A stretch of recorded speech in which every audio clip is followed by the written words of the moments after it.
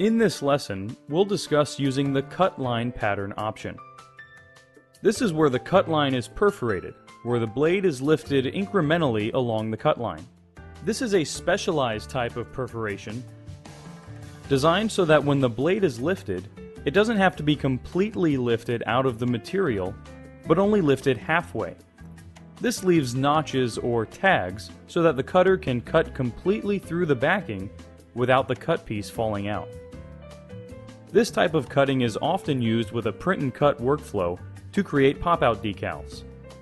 In this lesson, we will show how the blade can be set up correctly for this type of operation, the best condition settings to be used for the best results, and then how to assign those conditions using Cutting Master 3. The cut line patterns of the FC8600 has 7 different patterns to choose from, including a user-defined pattern. In this lesson, we'll set up the user-defined pattern because it is one that our technicians have tested thoroughly and found to work the best with most materials, including laminated materials. Keep in mind that you may also find that using one of the 7 predefined line patterns works best for your application, but try it this way first. In this demonstration, we'll use this graphic you see here on the screen. You'll notice 2 outside cut lines in different colors, each being assigned to a different layer. There are 3 layers that are labeled Print, Kiss Cut, and Cut Through. The print layer has all the objects that are to be printed. Kiss Cut is the normal cut, and Cut Through is the layer that contains the cut line that will cut through the backing. We'll assign the appropriate conditions to both cut layers. The blade tool setup is a little different than normal. To start, take the blade and extend it out to where the exposed blade is visually about the same thickness as the material you want to cut through, including the backing. To test the length of the extension, place the material you are using for your job on a flat surface, such as a table. Take the corner of the media and fold it into a 3-fold formation. Take the blade holder in hand, and making sure the blade holder is in an upright position, firmly slice the top layer of the 3-fold formation. The goal here is to make sure the blade slices completely through the media, backing, and then some, to the point of where it scores the media on the second layer. If it doesn't score the second layer or the first layer cannot be separated, then extend the blade a quarter of a turn and repeat the test. If you can, use a scrap piece of material for testing.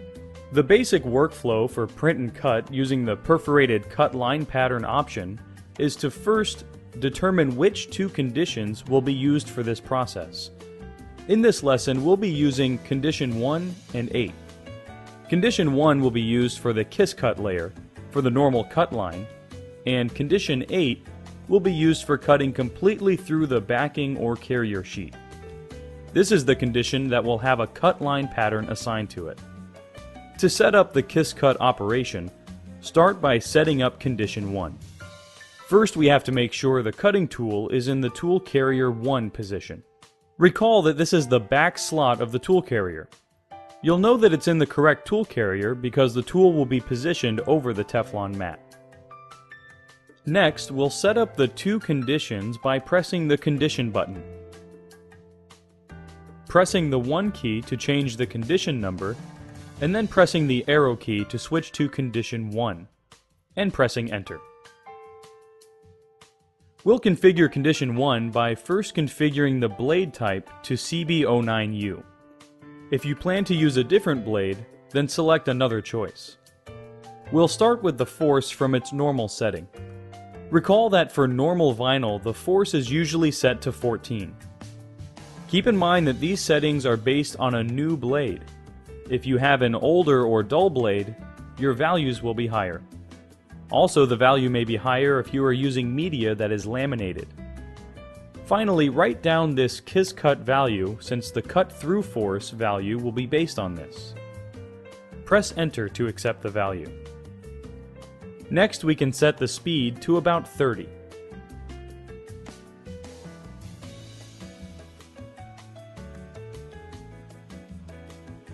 If you'd like, press the left arrow to perform a test cut to ensure the cut depth is correct, then readjust the settings if need be. Next, we'll move the blade tool from the back slot to the front slot of the tool carrier, which is tool carrier position 3. Once again, you'll know it's in the right slot because the tool will be right over the front channel. Next, press the 1 key once again to change the condition to condition 8. The up or down arrow keys can be used to switch the conditions. Pressing Enter will accept the settings. We'll set the tool to CB09U.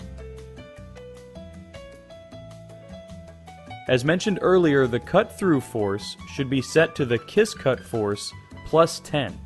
In this case, the kiss cut force was set to 14, so we'll set the cut-through force to about 24.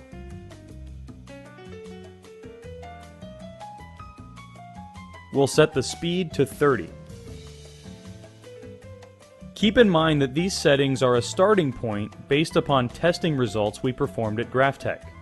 You may find that you might need to adjust these settings according to your material. The next step is important. Pressing the down arrow key will allow us to access the second page of settings for condition 8, and then pressing the 2 key will access the cut line pattern settings. This menu will appear. If we press the 2 key for type, this window will display. The up or down arrow keys can be used to choose a predefined line pattern, or in this case, we'll choose User. This will allow us to use our own cut pattern.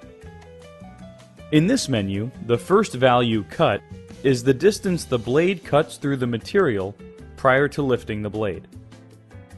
Let's set this to, but no higher than, 1.5.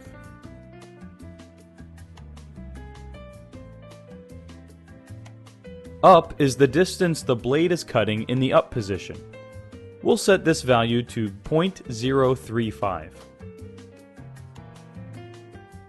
Up mode determines the force that is applied when the cut tool is in the up position. This is good to remember because when the value is set at up, the blade will lift completely out of the material.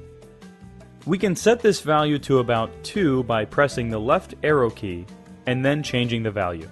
What is convenient is that when the up mode is set to a value other than up, it will actually speed up the overall throughput of the cutting.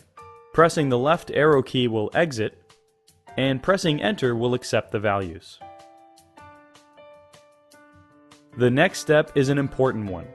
We need to assign condition 8 to tool 3. Recall that the back slot is tool 1 and the front slot is tool 3. We'll press the 3 key for Assign Tool. The screen will display 2 rows. The top row is the condition number, and the bottom row is the tool number assigned to each condition. The setting is at condition 8.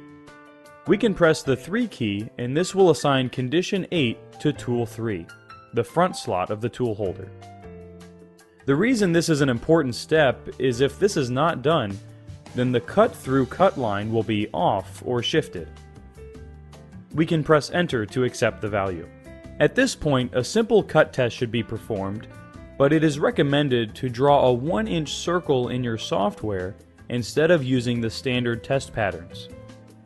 Using a larger shape to test the cut settings, in this case a circle, will provide a better idea of how the cut settings will work.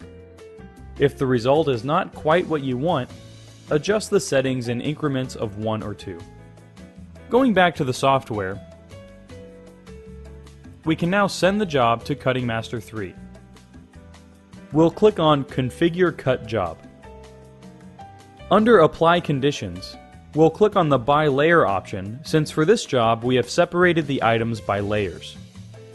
Click on the check mark next to the Print layer since we won't be printing. This will remove everything except the 2 cut lines. We'll first click on the condition setting for the Kiss Cut layer and select Condition 1. Then set the condition for the Cut Through layer to Condition 8. The last step for the software is to place a pause between the Kiss Cut layer and the Cut Through layer. This is done by right-clicking between the layers and then selecting Add Pause. It will cut the Kiss Cut layer first, so the blade holder will have to be switched to the back slot or tool 1. Now load the graphic if you haven't already done so.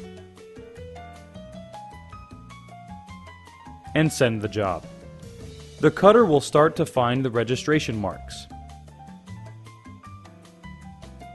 and cut the Kiss Cut layer. Once it is finished cutting the Kiss Cut layer, it will then stop. We can now move the blade holder, which is tool 1, from the back slot and place it in the front slot or tool position 3. And then click Resume Cutting in the software. The results will be a pop-out decal that will have a cut line, providing pop-out decals for your customers.